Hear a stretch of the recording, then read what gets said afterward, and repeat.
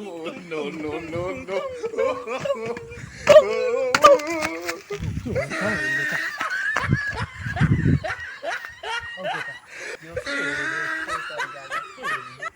खै यो मकैबारी दर्याम दर्याम भन्छ